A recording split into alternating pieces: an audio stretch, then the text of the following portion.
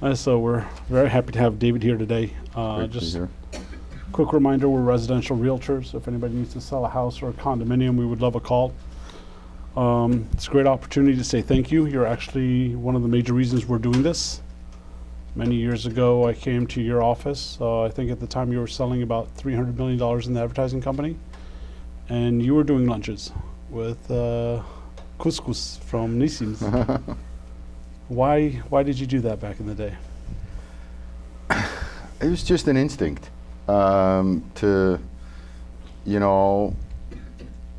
instead of just having one life during the day, that was one type, and then one life outside of work, I figured it would make life more exciting to sort of blend the two. So I just thought it was really interesting that in a corporate environment where we did advertising, that I would be able to nourish myself with the stuff I did outside of work, which was more the spirituality and Judaism, and it was a passion. I think maybe it's because I just couldn't wait till the day to end so I could get to the stuff that really moves me. I did it on instinct, and it turns out that one helped each other out, because the more Judaism I brought into the ad agency, and the more spirituality that I brought, I think the better we sold our lemonades and the better ad campaigns we made, and I think vice versa. So they ended up helping each other out. Were you always proud of your Judaism as a child growing up? I think, when you're born in the Sephardic tradition that I was born in, it's almost a non-issue. Judaism is more than what we do. It's who we are. I was in Montreal recently, and my sister was having a crisis with two of her boys because they didn't want to be Jewish. They didn't feel their Judaism anymore. That because they stopped going to synagogue on Saturdays with their father. And I took them aside and I said, Judaism is not what you do. And it's not even what you believe. It's just who you are. It's your identity. So saying David Suissa and saying Jewish is the exact same thing. There's no difference.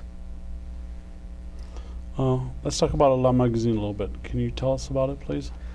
OLAM started as a rebellion against all the silly, crazy, denominational differences in Judaism. There was a sense of outrage at how Jews would refuse to talk to each other. Jews would boycott each other. An Orthodox Jew would not dare get on the same panel with a Reformed Jew. I found that utterly outrageous. It's not the way I was raised, where Jews are supposed to be one family.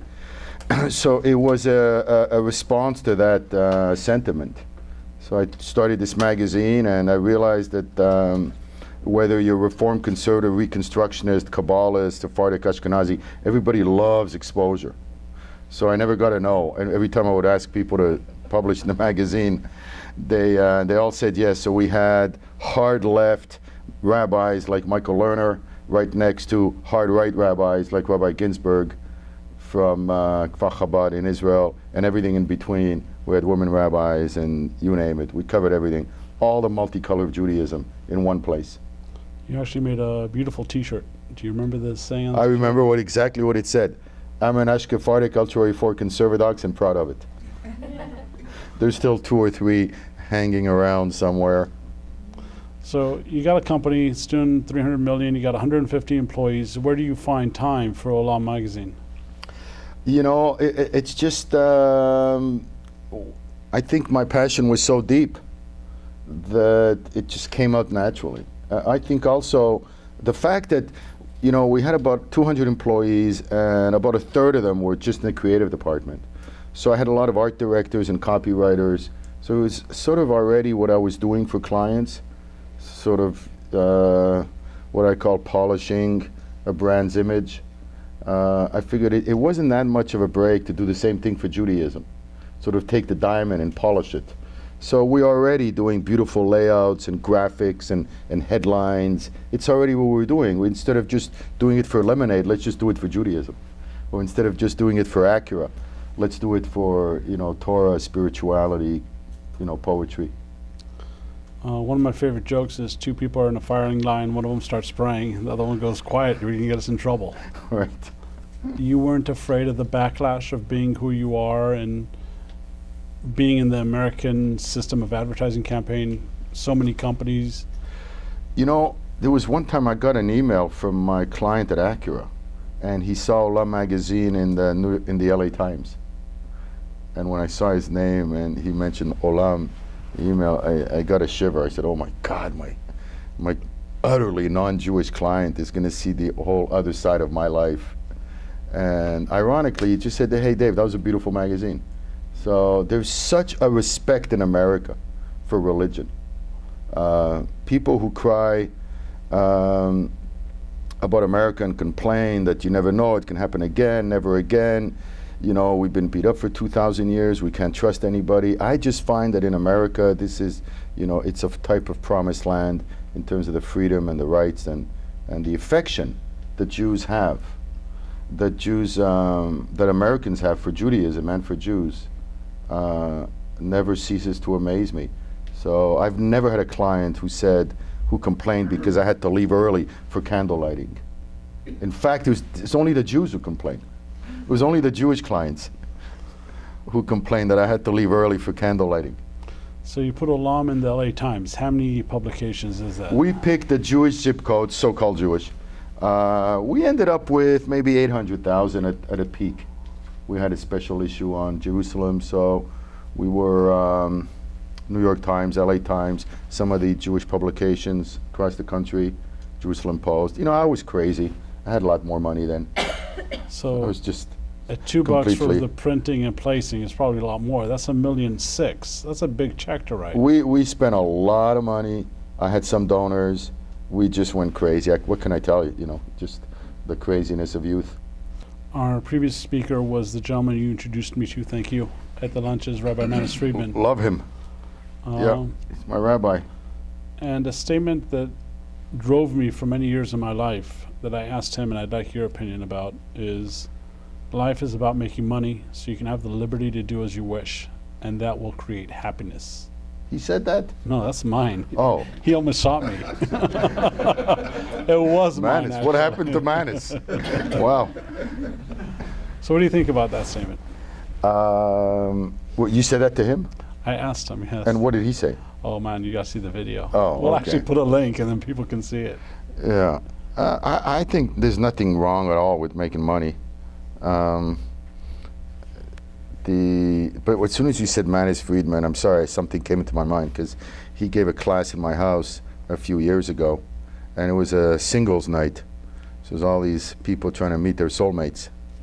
And he spoke about how the reason we don't meet our soulmates is because we're really looking for need mates.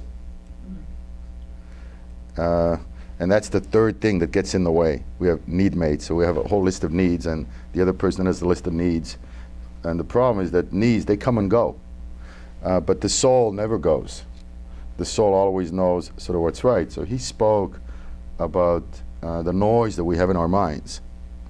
And during Purim, when we get drunk and we're supposed to not be able to tell the difference between Mordechai and Haman, he said the real reason you get so crazy and you lose your mind on Purim is to be in touch with your soul. And he was telling these singles to be in touch with their souls.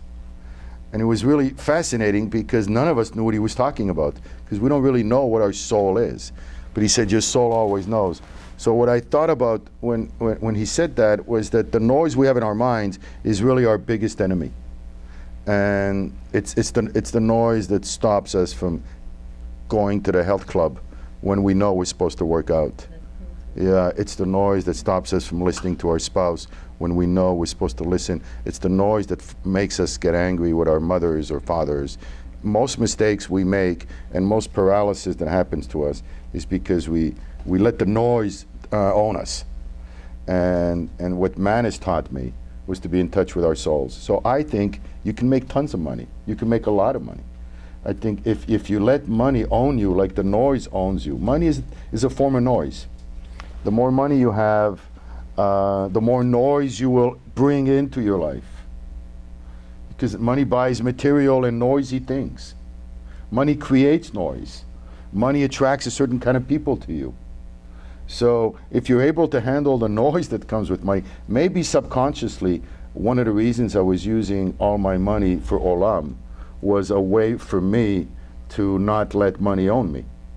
I wanted to create a different noise. It was the noise of spirituality, the noise of silence. And how successful were you? Who knows? I mean, it's hard to determine success. I think you determine success by, for me, whether you want to wake up in the morning and whether you have a bounce in your step, how you feel during the day. And if you feel alive during the day, then for me, that's success. So while I was had my ad agency and I was doing OLAM magazine, I was alive the whole day. I felt at my best, I felt alive. So I guess that's what you would call success. So your son just had a bar mitzvah, Mazal Tov. He did, thank you. He's going to come with those beautiful questions soon of what is life all about, Dad, and what are you going to answer? Google it. Thank God for Google. Yeah. Who knows? Well, you know, he hasn't come to these questions yet. He's a sweet boy. I'm trying to get him to ask more questions. He's a sweet kid. So let's assume he asks you tomorrow after I call him. Um, What are you going to answer? Look, we have 10,000 books in my house. My whole house is just full of books. And they see me picking up all the books all the time. I have books on everything. And if I'm blessed with having kids who ask me all these questions, and I have been blessed with my older kids, I just take them around our library, and there's so many books, and I open up and we talk about it. With my boy for about a year before his bar mitzvah, every Saturday morning we would talk about his sermon and kick it around. Because we didn't have any, you know, I wanted him to be part of it, and we'd just open a book together while I was having my coffee, and we would talk about it.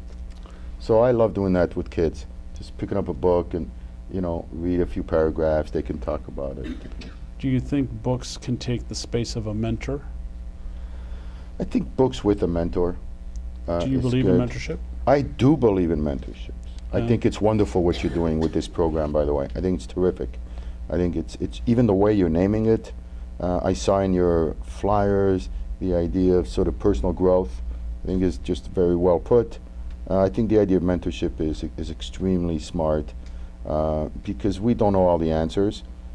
I wish a lot of things that I tell my kids, I wish somebody would have told me. So that's what I love about a mentor. I tell my kids, I'm telling you exactly what I wish someone would have told me. So in that 4-year period, with Jenny Craig and Acura, the two big ones, you double up twice, basically. We did, exactly. We doubled up twice. How's your day? Yeah. Do you have a day? Do you have a night? Your day, you know, you just like, you just go in. You just go in. I had a really good assistant, and you just, but I sometimes you get so busy, it's, you don't even think about it. What time would you go in? Usually like 7:30, 8 o'clock. And to what time would Yeah. you stay? Well, depends on the kids. I would, usually, unless there was a big pitch that, you know, that we're working on, I would try to go home by dinner at 7 or something. And 4 years doubling up major accounts, very important. Very stressful. How are you handling the stress? It was pretty stressful. Are you nice to be around? Well, 90% of the time. 90%? Yeah, 90%. I made a lot of mistakes. Was too anxious. You know, I'm very passionate, so sometimes I'm spoiled because people who know me very well, they know if I raise my voice, it just bounces off their back. It's like the sign of my passion. But in America, it's different. So people can misinterpret my passion as anger, and it wasn't. So I had to be more cautious What was in my the office. best mechanism of handling the stress, of releasing the stress that you developed over the years? I had toys on my desk. I had a ping pong, I had a yo-yo, I had little things that I would squeeze, and I think I had you know, after a while it's, look, I had a few moments in the beginning of the agency where I'd raise my voice, but after a while it didn't happen anymore. Because in fact, one of my employees was here today. Joanne, remember? From the graffiti days. You were there in the graffiti days? Yeah. Oh my God, on Venice? Got the job right after Jenny Craig. Wow. I knew you'd be hiring, so I contacted you. And Well, you know, you saw a lot of it, because you saw the rabbis come in oh yeah. at the agency and the ping pong and all that. You saw the craziness. There's a lot of Did I lose my temper too much? Too much. You were passionate, like you said. Right. Everything was very intense, which Right. is great for a creative director. Yeah, it was. Thanks. Sometimes we learn the most during the most hardest times. You lost Acura after a while. You know, we had a 3-year contract with them, and we were hoping that it would go longer. And they had another agency that had Honda. And the headquarter in Japan wanted to save money, so they asked both agencies to bid for the account. And the agency that had Honda did Acura for free. They basically threw it in. They made so much money on Honda that they said, you know, we're going to be able to do it for free. It's literally what happened. There was no way they could keep us, but they gave us an amazing severance, and there was one silver lining. While we had Acura, we could never sell to a conglomerate. And in the agency business, unless you want to be 85 years old and work 15-hour days, at some point, you know, you sell. You know, and there was no way I was going to do this until I was 85. So it was always our plan to sell, but we could never sell while we had Acura because of the conflict with General Motors and Ford, and the car conflict was like religion. And all the conglomerates had a big car account. So we could never deal with the big 3 in the world, WPP, IPG, and Omnicom. So when we lost Acura, it was during the internet bubble.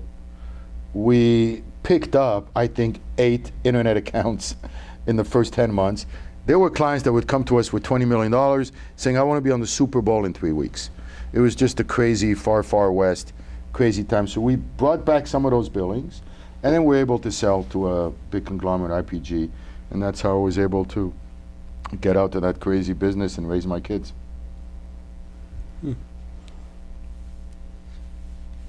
So, other side, life's ups and downs. Up and down, up and down. How do you handle those? Because the highs are pretty high when you're handling that kind of business. I'm assuming the lows were as intense as the highs. Yeah, it wasn't too bad. You know, anytime we'd lose an account, we'd get all the employees together, and we never schmoozed them. I mean, you can ask Joanne. We never, you know, we lost. I said, I'm really pissed. I'm not going to spin it. That's exactly what we said. If we lose an account, we'd always say, you know, we lost Jenny Craig. I'm very upset about it. Don't talk to me. It's not a good thing. I'm not going to tell you something good about it. I'm not going to give you a silver lining, even if there was.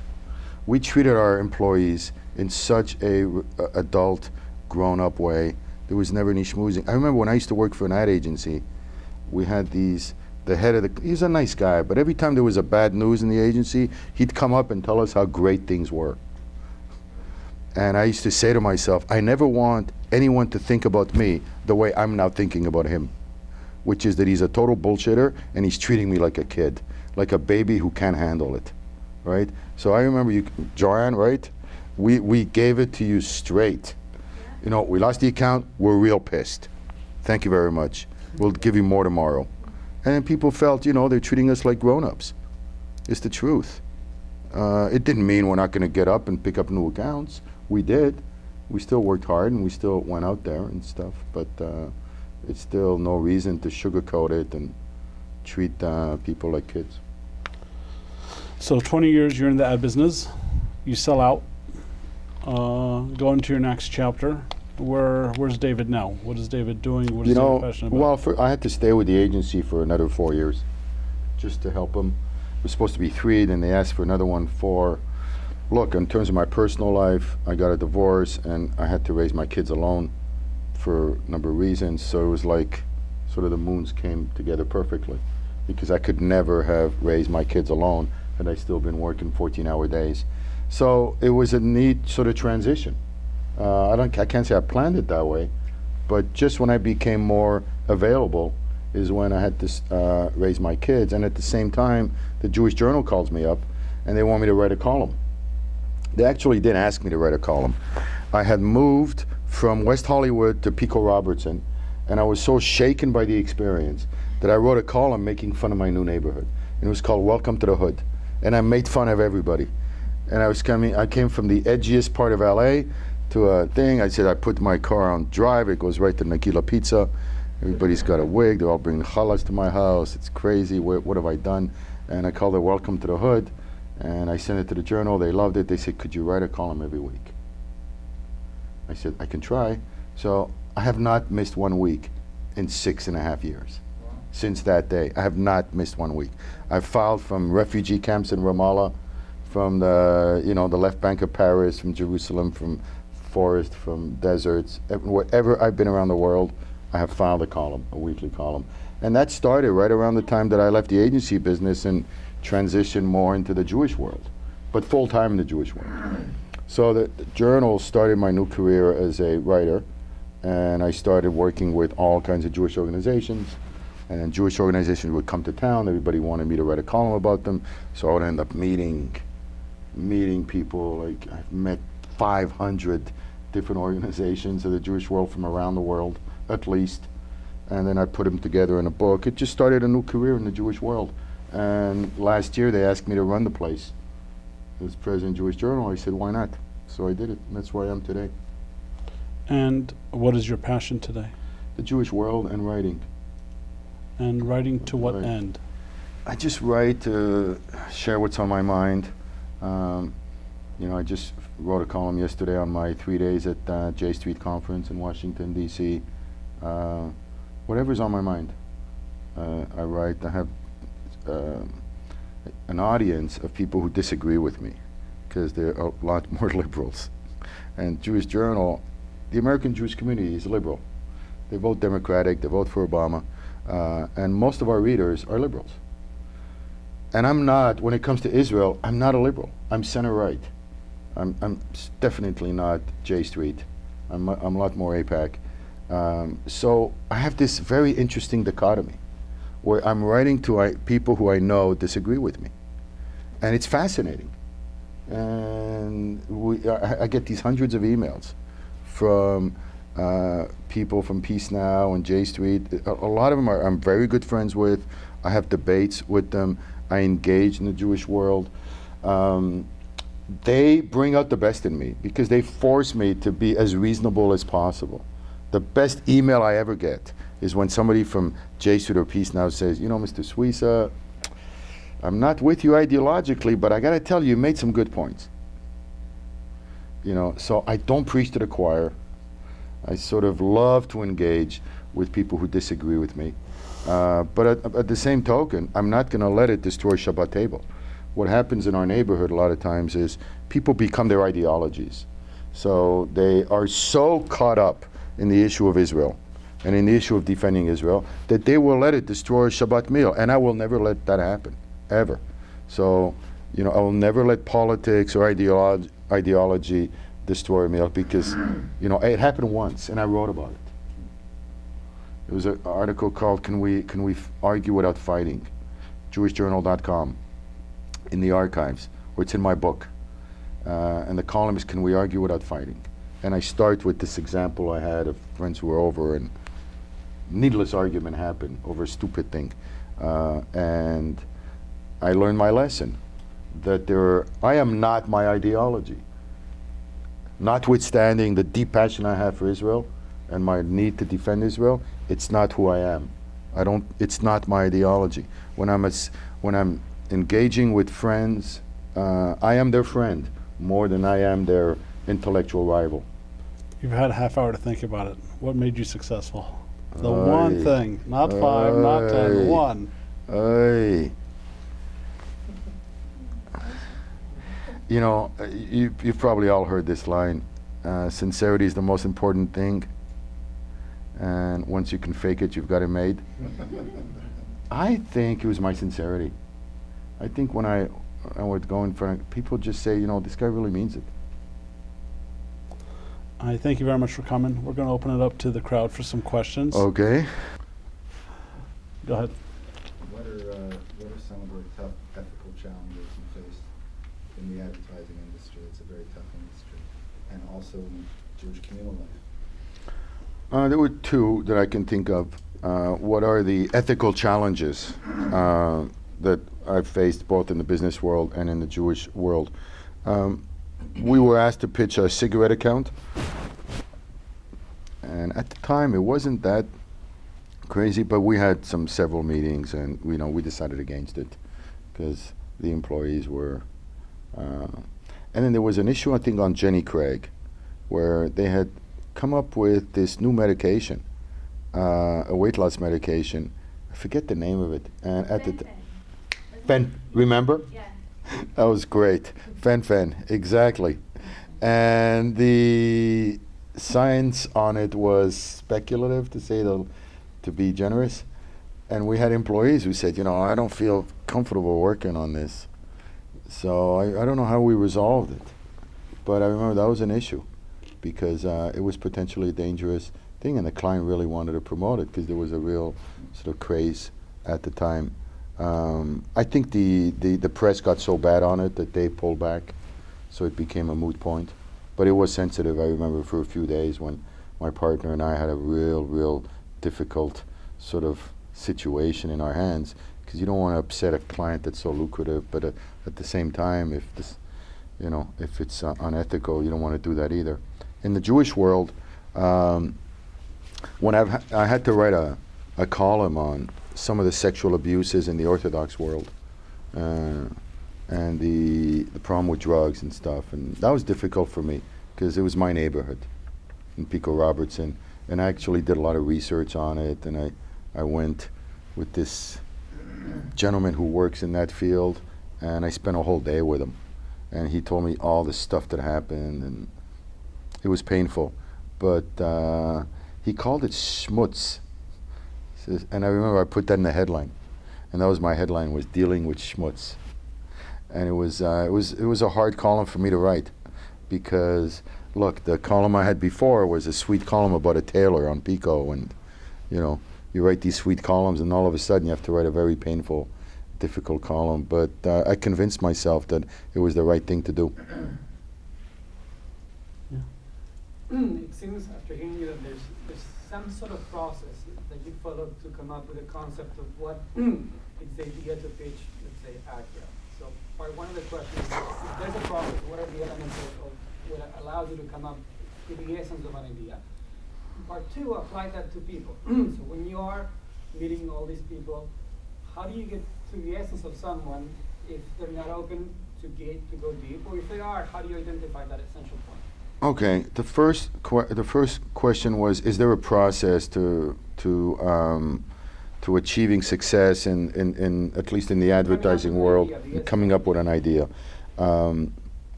The best way for me to answer that is to identify a problem, and that's a key word, the word problem. And a lot of times we don't think that way. You go in, you think, let's come up with a great idea that's going to make this client look great.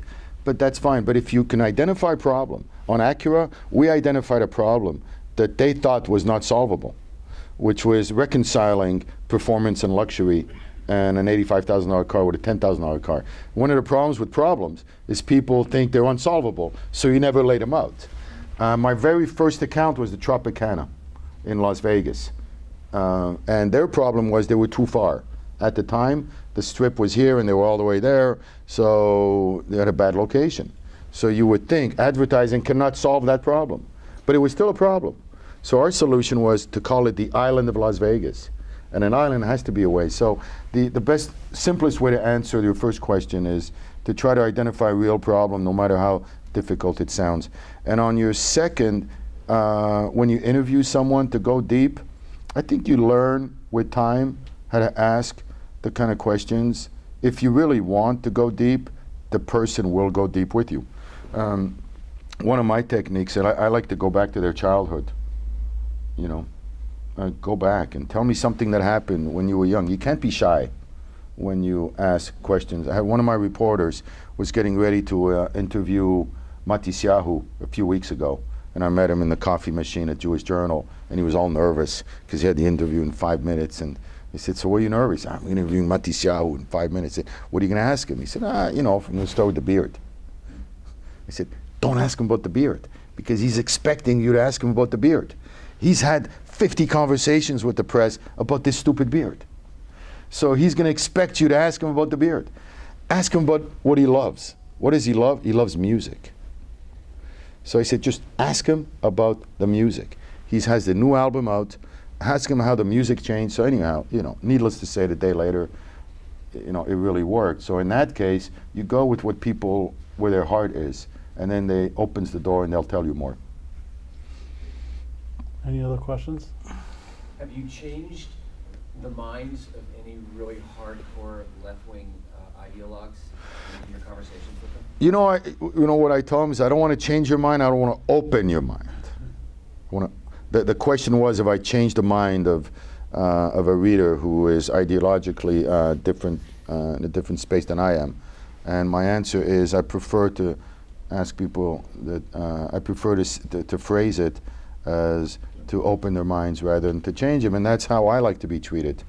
I don't like to be sort of browbeaten, into saying, I want to change your mind. Who's got the truth? Who knows, right? I think it's much more interesting to exchange rather than to try to change each other. If I was born and raised like my friend who's a liberal leftist, I might be just like him. If my father, who I loved and admired, was a liberal leftist, I'd be like him. If he was a Buddhist monk, I might be a Buddhist. So we are products of where we come from. So how can I expect everybody to be like David Suissa? It doesn't make sense. We wouldn't be human. So I validate and I respect and I recognize that we come from different space. But it doesn't mean that I cannot share, and I did this weekend. I was in DC. I take the gloves off. They know who I am. I'm respectful. If you read my column this week, you'll see that I took them on. But it doesn't mean I don't respect where they're at. I tell my friends on the left, the instrument you play, I cannot play it. But I like the fact that you play it. I cannot be that trusting of the Palestinians. I can't be. But I'm glad you're there and I'm here. In your column last week, you actually referenced a couple of people who actually came over, and I thought that was really interesting. Correct. And then you should see the nasty letter she sent me. She said you misquoted her? No, she said I didn't read her column carefully enough, and she had a follow-up column in the Huffington Post that she thought I didn't read, which I did. I ended up meeting her. She was in D.C. And I answered back, but it was all, I was very respectful. She's one of the leaders of Peace Now, and they have a mission to seek peace, and there's a certain innocence that comes with the territory. You can't work for Peace Now and be a cynic like I am. You can't be a hard-nosed realist and work for Peace Now. There is an innocence that's required, and I appreciate it.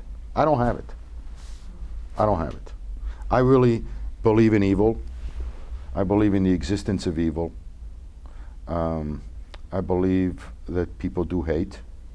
And I have utter faith in the hatred that many people have towards the Jews.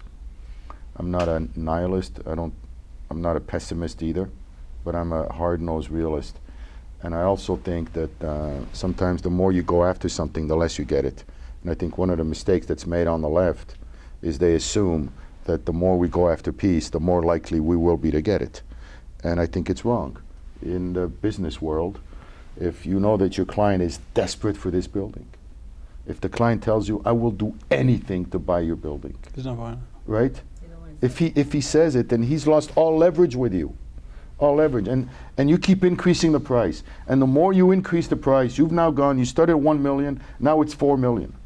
And he still tells you, I'm desperate to buy it. Here's the 4 million. You tell him it's 5 million now. And even at 5 million, the guy says, I still want to buy it. You say, okay, now it's 6 million. And this is what's happened with the so-called peace process in the Middle East. They keep increasing the price of a building that they don't own. Because who owns peace? The party who owns peace is the party that can control their army. Because it's the party that can deliver peace. There's only one party that controls their army. It's Israel. Israel owns that building, and it's trying to buy it from somebody who claims to own it. So it's a whole upside-down world that we live with in the Middle East. And I, as a writer, I try to bring that gently to my to my peace-loving readers. What do you think about the demonstration going to happen tomorrow toward Israel? Disgusting, vile. I don't trust them. You see, there's a whole element of the anti-Israel movement that I don't trust. And their only goal is to delegitimize Israel. Jerusalem has never been a freer city before Israel took over Jerusalem, East Jerusalem, it was full of oppression. They burned down churches and synagogues. I've been to Jerusalem 50 times in the last 20 years. It's a thriving city. 80% of the Palestinians in East Jerusalem don't want to go over to Palestine. They want to go to Israel in a deal. So I think the disingenuousness of all the moves towards Israel is something that just makes me wake up in the morning and makes me fight, seriously. So, you know. Hopefully nothing happens tomorrow. Oh yeah, they're you know, my daughter lives there now. She lives in she goes to IDC Herzliya, and it's one of the first times in my life I'm actually a little scared now because of what might happen this summer. So it is, and it's the one country, this country that's the bête noire of the world, that gets more condemnations by far than any country on the planet. In that country, the Arabs in Israel are the freest in the Middle East. The freest Arabs in the Middle East, the freest Arab press in the Middle East, the place where Arabs have the most amount of freedom of religion, the most human rights is in Israel. So when I hear like people attack Israel, that's why you see me defending Israel for sake of justice in the debate. And I do that constantly. What do you think of the Occupy movement and George Soros and the Tea Party? Oh, well, there's two different movements. The question was what I think of the Occupy movement and then the Tea Party. The Occupy movement in America, I think, is endemic of the Twitter generation, which is everything happens in 5 seconds. The attention span is now short. It's a symbol of how superficial we've become. So you have a lot of screaming, but then what happened out of the Occupy Wall Street movement? It was a Twitter movement. It was a movement where people just needed to scream. And they screamed, and now what? I covered the Occupy movement in Israel.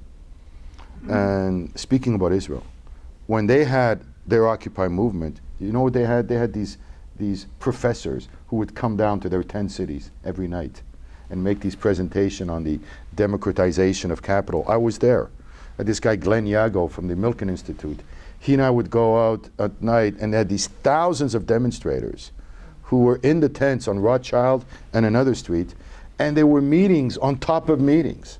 So where they were screaming and doing drugs on Wall Street, and in all the Occupy movements of America, they were having serious meetings on urban redevelopment. And I covered it. I called it Salon Nation. So you can see that in Israel, everything's different. But the Occupy movement in America, I thought, was highly disappointing because it didn't really lead anywhere. The Tea Party is a whole other thing. It's a separate conversation. With that, David, thank you very, very much. Thank you very much. Great to be here. Thank you.